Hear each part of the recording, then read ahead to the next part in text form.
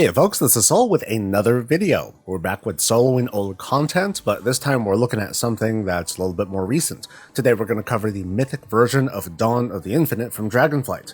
Can it be soloed? How and why do it? If this turns out to be useful, please hit the like button, subscribe for more coverage, and catch me live whenever I'm streaming. Let's get those questions out of the way. First off, why do this dungeon now, especially when it's not in Legacy loot mode? I'm just guessing here, but the sooner the better. The end of Mythic Dawn rewards a piece of quantum gear, which can be used to unlock a wide variety of transmog. These items are warbound, meaning you can trade these to eligible characters to use them and unlock appearances. There's a restriction that they can only be used by level 70 and lower characters. It's not the end of the world, just send them over. Paranoia, though, it demands that this be farmed until it can't any longer, as in, there's always a chance Blizzard might be like, okay dudes, you've had your fun, we're going to take these away when legacy loot becomes a thing, because maybe they don't want you collecting 5 of these things all of a sudden from every run. Second question, why even solo it? Why not just take a group and do it together? Or why not do that little trick of using an alt to hold onto a save for the final boss? And yeah, you have a good point, you can, but not everyone can, and if anything else, this video will give you some pointers on how to do it solo if you have no choice, or give you some talking points like, hey dude, just come with me, it's really easy, here's how to do it.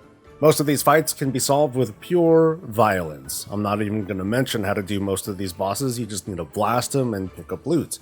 The remaining fights are where I'm going to leave some notes and suggestions on how to take these on. The footage you're seeing here has me on an item level 617 Paladin who went ret for just about every fight except for one, which I'll point out. We're skipping the first 2 bosses, like I said, they're just really easy, and we're going straight to Blight of Galakrond. This boss will cast a debuff on the main target, which when it expires, will mind control them. Now, if fighting this boss solo, if the mind control goes off, the fight ends. There are 3 phases in this fight. Starting at max health and down to 80%, the mind control happens, but the debuff is always cleansed, because the boss will suck you in, eating the debuff, and that's how the fight's supposed to work. At 80%, the boss will auto-cleanse any kind of mind control debuff that you might have, it'll move to a fixed location and then change form. Now, you might be able to position the boss further away from this location to get some extra damage in, but when the boss changes forms, it'll cleanse any debuffs it had on it. From 80 to 50%, we're now in phase 2. Your objective is to get the boss down to below 50% before the mind control buff expires. That way the phase change will cleanse it for you. Failing to do so, again, the mind control will go off, it'll end the fight, so maybe save your DPS cooldowns for this period. The last phase will have this boss relocate again and also spawn a second mob. They share health, so quickly bring these 2 together, pop whatever tricks you have left, and defeat the boss before the mind control debuff expires. With greater item level and practice, you'll overcome this challenge just fine. Just keep in mind that you gotta bring this boss from pretty much 50% all the way down to 0. Iridikron is the second and last real challenge, stopping you from crushing the rest of the raid. The difficulty comes from keeping both yourself and Chromie alive. Shortly into the fight, the boss casts Stonecracker Barrage. It deals 3 splashes of heavy damage and it needs to be shared between the party and Chromie. Unfortunately, it's just you, meaning you're going to take some super heavy damage and Chromie can't survive more than 2 of these strikes in a row before dying. So your objective here is to fire off 2 very fast heals on Chromie to keep her alive, or another equivalent ability to absorb damage and maintain her health while maintaining yours. This is why I changed to Prot.